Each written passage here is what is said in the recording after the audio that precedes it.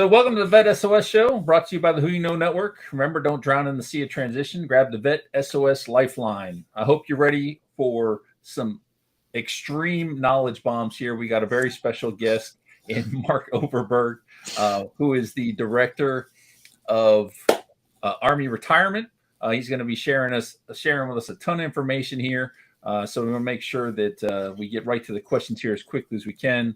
We want to continue to thank everybody for streaming and pairing their channels with us to continue to help us get the word out on the show. As always, I'm here with my partner, Mark. Mark, how you doing today? Good morning, everyone. Thank you for joining. Don't forget to rep your city, rep your post, rep your duty station. Let us know where you are tuning in from. I'm going to give you some shout outs. Outstanding. Absolutely. So Mark Overberg started his Army career as an all-source intelligence analyst, which is one of the reasons why I love you, because you know I'm an intel analyst. So definitely an upstanding person here. He then went on to become an armor officer. During his distinguished career, Mark had been stationed in Germany and the U.S., deployed to South Florida in support of Hurricane Andrew recovery operations, Haiti in support of Operation Uphold Democracy, Uzbekistan and Afghanistan, before ending his career assigned to the Army G1. Mark is currently the director of Army Retirement Services, where he is responsible for all Army retirement service policies and oversight of the program's delivery to 185,000 soldiers of all three components with 17 plus years of service and 1.25 million retired soldiers and surviving spouses, as well as strategic level program communication. That is not only impressive, but a much needed service. And we're so proud to have you on here, Mark. How are you doing today? I'm doing great today, Sean, and I really appreciate the opportunity to talk to your audience. And we're real happy to have you on here, knowing that you are the man. You are the one that helps us make that transition, just real curious to hear about the not only the retirement planning process itself, but things in post-retirement. And I know you're going to tip us off to a little bit of that as we go. So you caught me right before we started with that statistic. So I want to bring that up again. You were saying that only 17% retire from the Army, and DoD wide, it's about 19%. Yeah, that's correct. The average across the Army is 17%. And if you break it out based off officer and enlisted, it's only about 10% of enlisted stay to retirement and about 30% of officers. Wow. That seems amazing to me, because I'm going through the process right now. And as you go through it, you're there with 100 people. You just sort of make the assumption that there are tons of people doing it. That number is amazing. Well, there are actually a ton of people. From active duty and AGR, about 20,000 per year retire from the Army. And then from the Guard and Reserve in the drilling capacity, about 10,000 a year transition to what we call the gray area. So about 30,000 per year total. Okay. 30,000. Yeah, it's just that number just still catches me. It seems really low, but I mean, yeah. 70%. Yeah. It's surprising, the numbers, and when you think in terms of retirement, how much the military pays out for retired pay. That's one of the other things. It's an eye catcher. It's about $22 billion a year in retired pay and the survivor benefit plan. Okay. Mm-hmm. So, as you prep for this whole thing for retirement, from the soldier standpoint, I always hear different numbers. So one number is 12 months out, you got to do TAP and do all that. Then you hear at 18 years, 24 months out is when you can start doing it. And then I've also heard that you should be doing it 36 months, if not from the day you enlist or join the military. You should be planning your retirement. So what is the recommendation that we really should be following when it comes to the retirement? Well, when I retired back in 2007, the guidance was start your planning 4 months out. That was really not enough time to do planning because I took 90 days of terminal leave. And over the years, we've figured out that it, it's quite a challenge. There's a lot of things to do, a lot of decisions, a bit of research to do. And so we've been slowly moving it to the left. So right now, what I tell soldiers is 36 months out, you need to start planning. Now, if you want to start before that, that's even better. But 36 months out is when you need to start figuring out some of the big things like when do I actually want to, pencil in a date? Where do I want to do it? Where do I want to retire to? And who are the people who are going to help me do that? So at the 36-month mark, you should be able to start penciling in those things and figuring out and starting having discussions with your family, because that's going to absolutely impact what you do. So 36 months for retirement. I was just in touch with Human Resources Command yesterday. And so they used to say 12 months out for TAP. You have to take TAP 12 months out. And then they, about a year ago, started saying 12 to 18 months. For retiring service members now, the Army is saying you can start TAP 36 months out. Wow. Yeah, so that's a new change. And for us, so one of the key things that people confuse is everybody knows about TAP because TAP is a law and it gets tracked very closely. Not everybody understands that there's a different thing you have to do if you're retiring. So TAP is for everybody, whether you're leaving after 1 or 2 terms of service or you're leaving after 30 years, you have to do TAP. Even if you're general officers, they have to do TAP. But the retirement planning seminar is something different. And that's something that everybody who's retiring has to do. And we urge them to do it 24 to 36 months out, because that's what opens your eyes to the things that you've got to do and the decisions and the plans you have to make. No, that's a great point. Now, did that 36-month, has that been pushed out? Is in a policy yet, or? It has not been pushed out. How I knew about it is one of the resources retirement planning resources that we created about 4 years ago is the Army's retirement planning newsletter called Change of Mission. And up until now, I've been the editor of it, and I just handed it off to a new employee. And she sent me the October edition for review.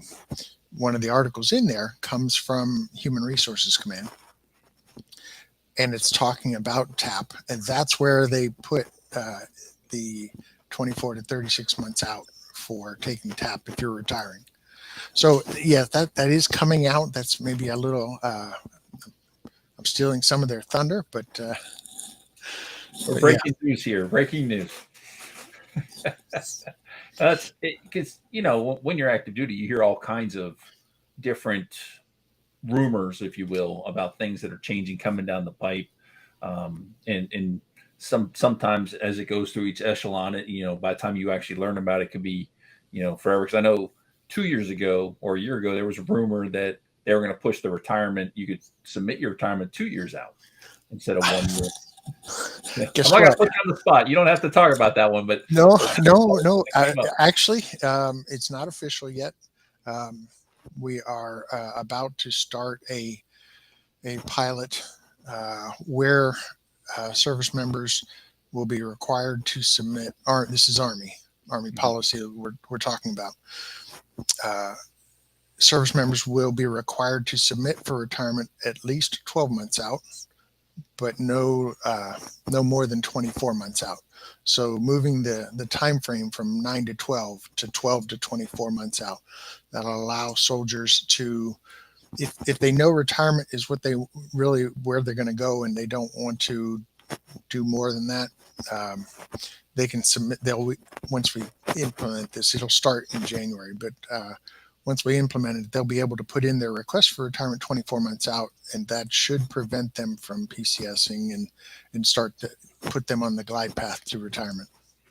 That's going to be huge. There's quite a few people I met that fell into the window of having a PCS because it was a month or two before they were able to submit. And um, so yeah, that's a big one. That'll make Are, huge. Mark, are there changes coming down the pipeline to the TAP program and some of the skill sets that they're teaching that are related to transition? Some of the tactical pieces, like not just resume, but more of the maybe to phrase it, the who you know of it and the networking side. Is that becoming more of a focus for the TAP program? Well, I have to be careful here. I am the Army policy guy, but for retirement, not for transition. So Okay.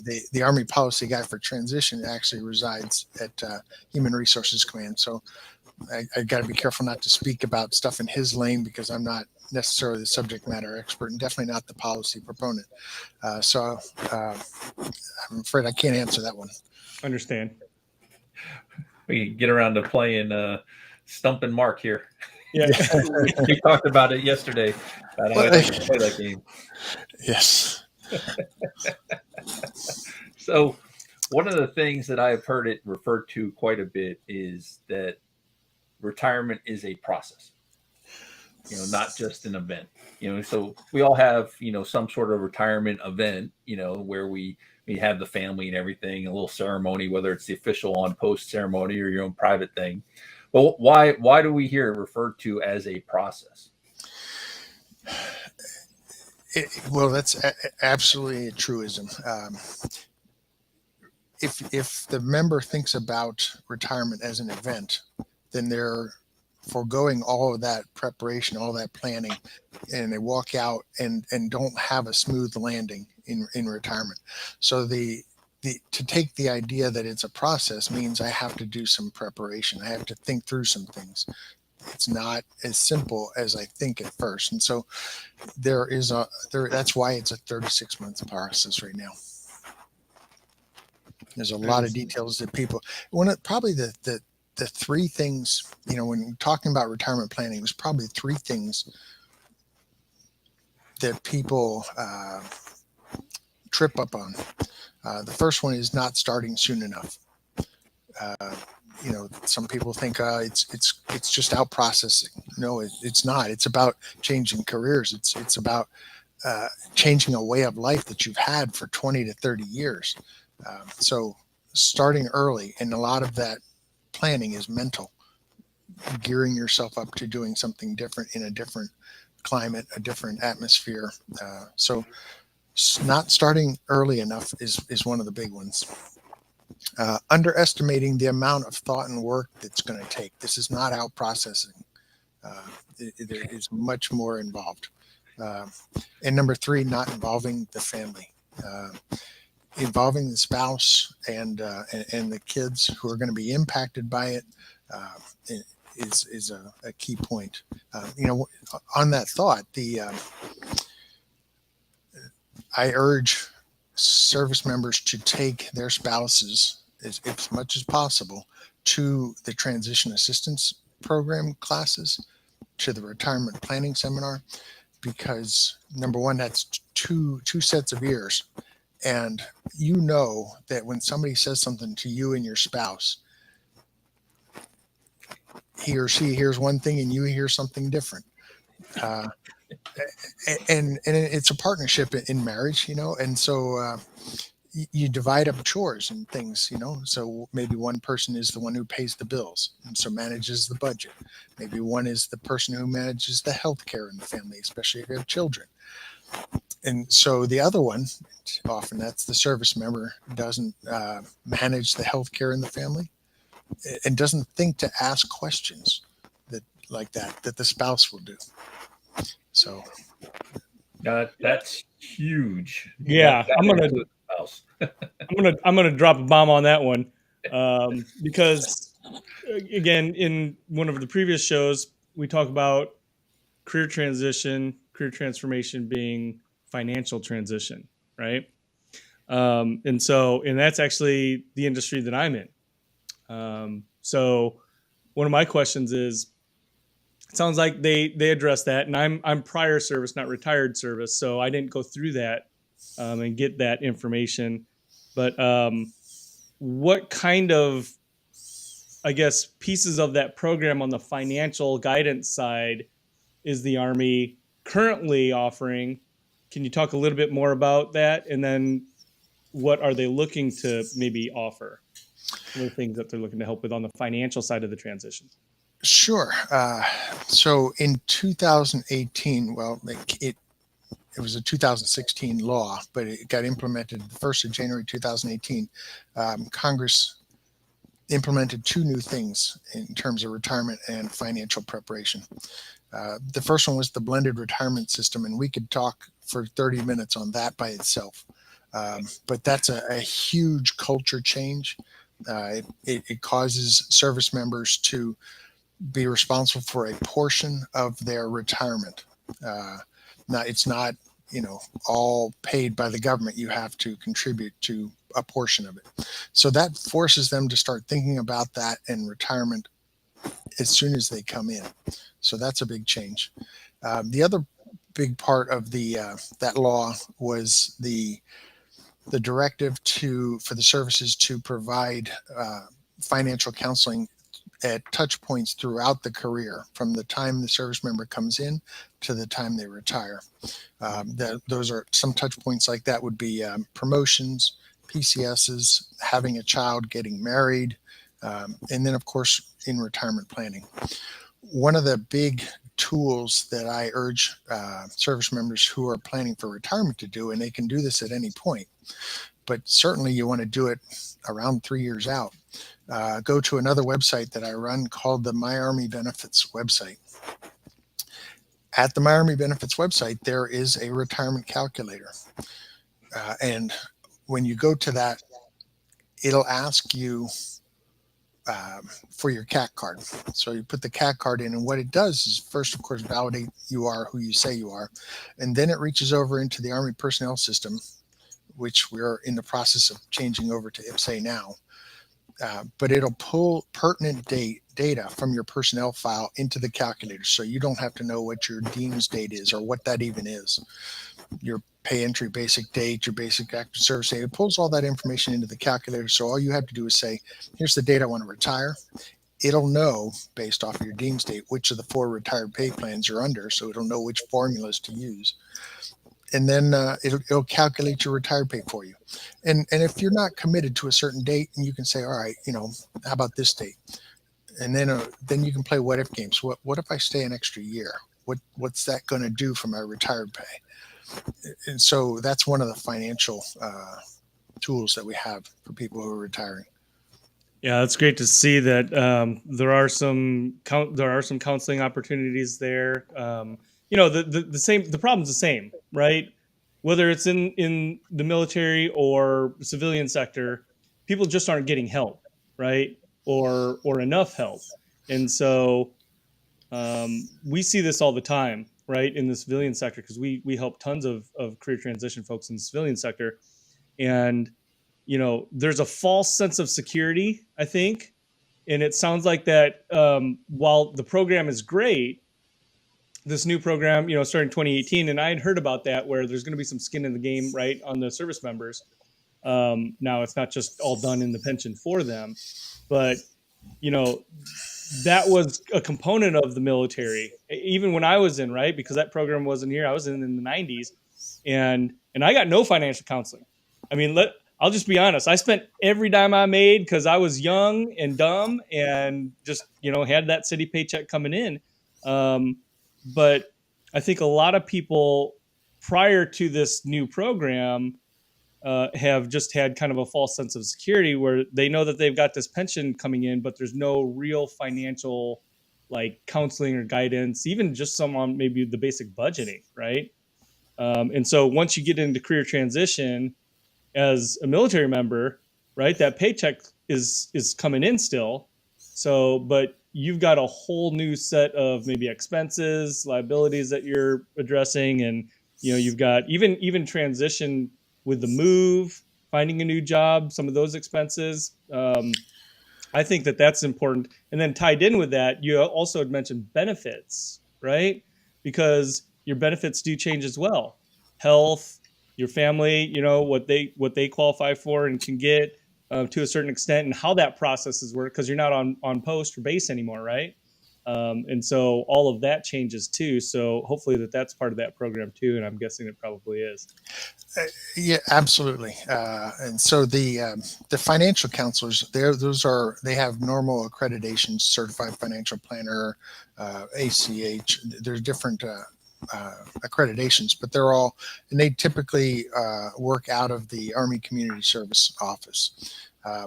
But as far as the benefits goes, that's another part of the My Army Benefits website. If you go into the benefits library there, it'll tell you based off of what type of service if you're active duty, if you're a National Guardsman, if you're a retired, it'll tell you what your federal and your state benefits are. So you're absolutely right. There's a big change when you retire. And that's one of the things where you have to do a little bit of homework and figure it out. Healthcare is a big one. There's some significant changes for healthcare when you retire. And people just assume that what they have in service will continue afterwards, even in retirement. But that's not necessarily true. So that's part of the homework that people need to do. Paired with this conversation, then, how has that blended system been working? Right, there's been a couple years, so people have been transitioning, and it's so new, right, that maybe the pudding isn't there, so we don't see the proof yet. But tell me kind of where that stands, what your evaluation of that program has been so far. So yeah, it was started in 2018. So it's only been, a little over 4 years. But the interesting thing is that every new soldier coming in comes in under the BRS, as we call it. Right now for Army active duty, about 60% of all soldiers now are under that system. Most of the senior folks are not. They're still under what we call the high 3. Some may be under the redux. There's only a couple still under the final pay.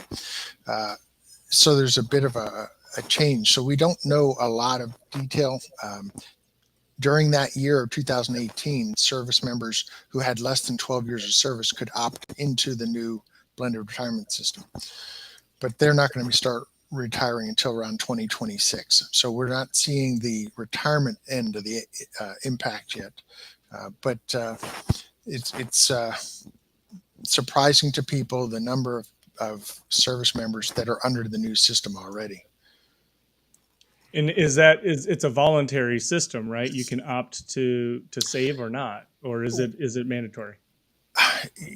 Great question. So first off, in that year of 2018, it was voluntary for people with less than 12 years of service to opt in. People with more than 12 years of service could not. They stayed under the high 3 system.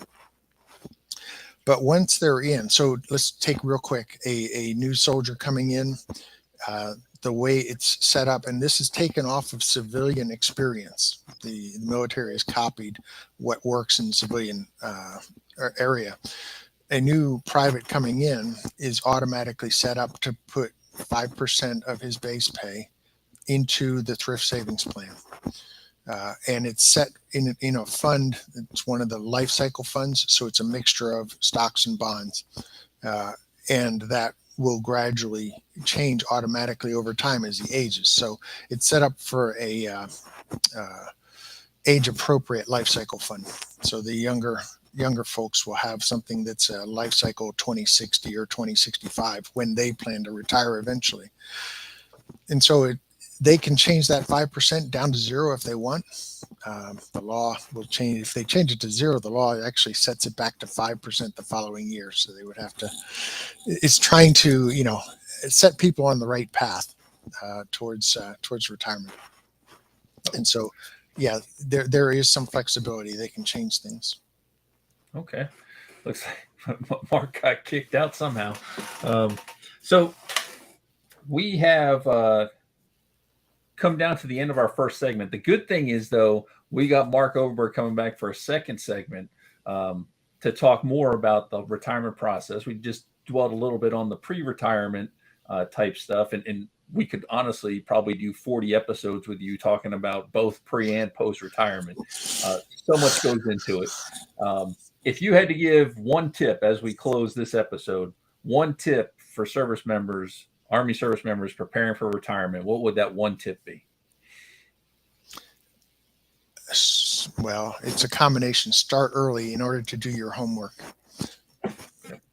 I would 100% agree with that. I was so happy I started early, and hopefully the seniors are talking to their juniors already about the whole process. But we're going to go ahead and close this out. Mark, appreciate you so much coming on talking about this piece. We'd like to thank everybody for tuning into the Vet SOS show. And remember, don't drown in the sea of transition. Grab the Vet SOS lifeline.